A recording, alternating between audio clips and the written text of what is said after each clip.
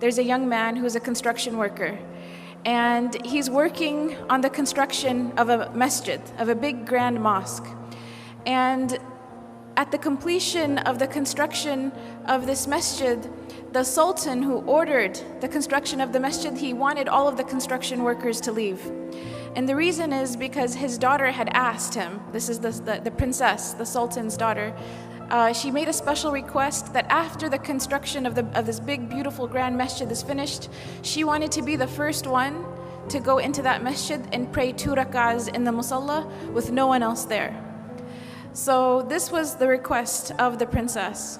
So the masjid is finished, the construction workers leave, and this one construction worker, he was falling behind, he was late, and he didn't realize that everyone else had already left, and they had allowed the princess into the masjid to go pray.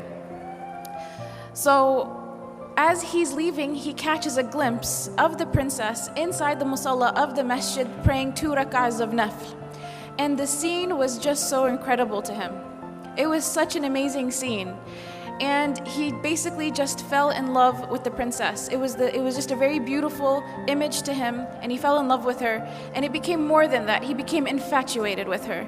So when he came home, he told his mother about what had happened, and he said, "You have to go to the sultan and ask for the princess's hand in marriage." And the mother said, "I can't do that. You're a construction worker. No one's the sultan's not going to have his daughter marry you."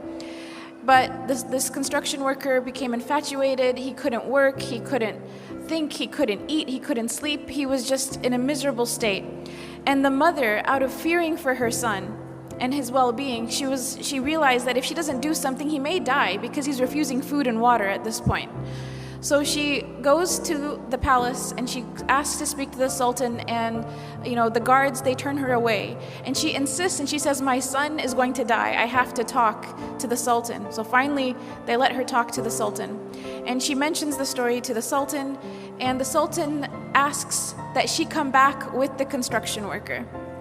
So they come back together, and he tells the construction worker, after everyone leaves the masjid at nighttime, after Isha prayer, you have to come and pray qiyam in this masjid for 40 nights. If you come and pray qiyam in this masjid for 40 nights straight, I will let you marry my daughter. And he said, there will be someone there to make sure that you come, and if you miss a day, we'll know about it. So in 40 days, I want, if you fulfill your end of the bargain, I will let you consider my daughter for marriage. So the construction worker is excited. This is a chance at life.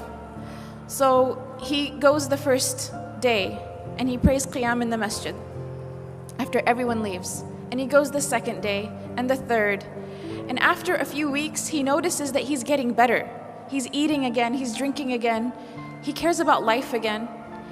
And eventually he starts to really, really enjoy coming to the masjid and praying qiyam when everyone else has left.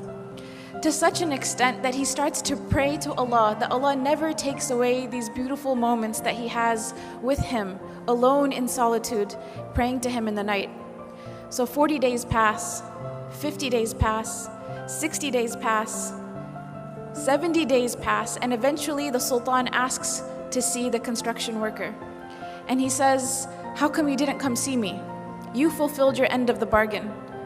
You prayed all 40 nights. We saw that you prayed.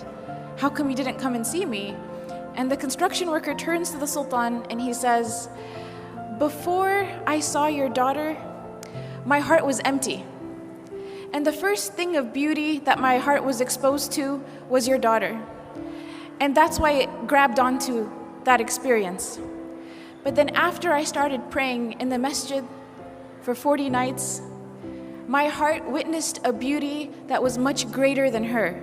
My heart witnessed a beauty that it has never felt before." And he tells the sultan, he goes on to say, "Thank you so much for offering me your daughter to consider, but I am happy where I am and I am in no need of her."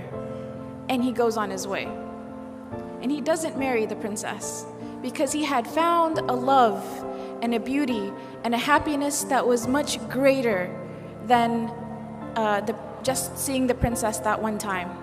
And this was the love of Allah subhanahu wa ta'ala. This is the beauty of a close relationship with Allah subhanahu wa ta'ala. This is something that only the one who has experienced it can really talk about it. Or can, and even if they were to try to talk about it, it doesn't do it justice. And Ibn Taymiyyah, he talked about this. He said, the one who does not enjoy the Jannah of this life will not enjoy the Jannah of the next life.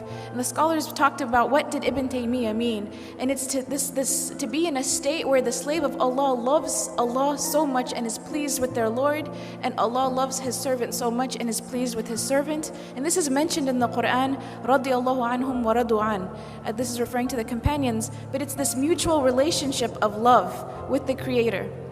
When we talk about the categories of sweetness of Iman, to love Allah subhanahu wa ta'ala more than we love everyone and anything else, including ourselves, is something that brings the sweetness of Iman. And you could think, how could loving someone other than myself bring happiness? Only when it's Allah subhanahu wa ta'ala.